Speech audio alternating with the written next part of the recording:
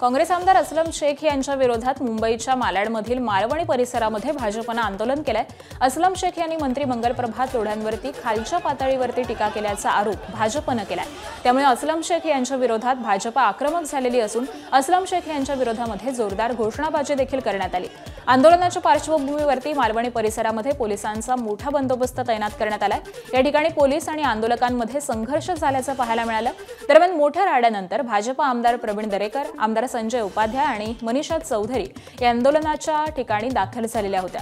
असलम शेख यांच्या धमकीला उत्तर देण्यासाठी आंदोलन केल्याची प्रतिक्रिया संजय उपाध्याय यांनी दिली आहे।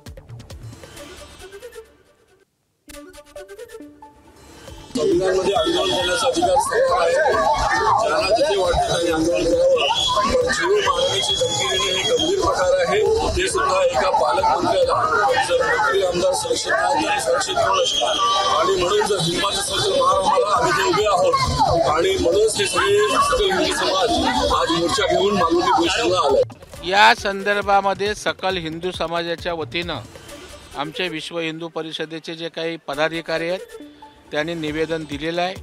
त्या निवेदनामध्ये गुन्हा दाखल होऊ शकतो, त्यातले कंटेंट्स आम्ही समजावून त्या ठिकाणी DCP आणि वरिष्ठांना सांगितलेत।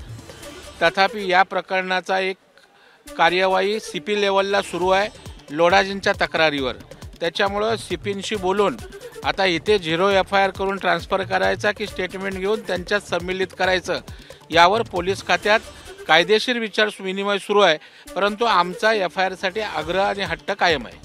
बघा, हा भाजप विरुद्ध काँग्रेस संघर्ष नाही आहे, जनता विरुद्ध काँग्रेस हा संघर्ष आहे। कारण जनता भारतीय जनता पार्टीच्या बरोबर आहे आणि त्यामुळे काँग्रेस ही सगळ्या चेल्या चपेट्यांना वाचवण्याकरता त्या ठिकाणी मग्न आहे आणि त्यामुळे या चेला चपेट्यांच्या विरोधामध्ये आम्ही संघर्ष करत राहणार आणि कायद्याच्या माध्यमातून यांना अधिकाधिक कठोर शिक्षा दिल्याशिवाय आम्ही राहणार नाही। दरम्यान या आंदोलनानंतर असलम शेख यांनी प्रतिक्रिया दिली आहे। मंगलप्रभात लोढा धमकी दिल्याचं खोटं बोलत आहेत, तसंच अमित साटम यांच्याकडून खोटे आरोप करण्यात येत असल्याचं असलम शेख यांनी म्हटलंय। ही मंगलप्रभात लोढाजींनी खोटं बोललं की त्यांना मारण्याची धमकी दिली। मी जेवढे इथे प्रेसवाले सगळ्यांना सांगतो की तुम्ही माझं स्टेटमेंट बघा, मी जे भाषण केलं त्यामध्ये कुठेही दिसतोय का? कुठेही माझ्या भाषणामध्ये धमकी नाही। आता त्यांना हे कळलं की बाबा याच्यावरती केस होत नाही, म्हणून त्यांचे आमदार आज तुम्हा सगळ्यांना सांगता की कमीत कमीत असलम शेखनी माफी मागितली पाहिजे।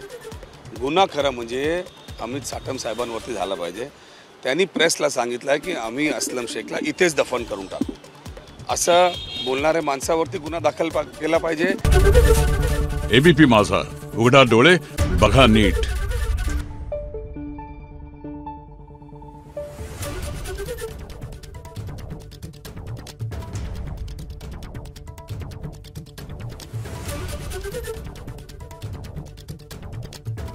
Thank you.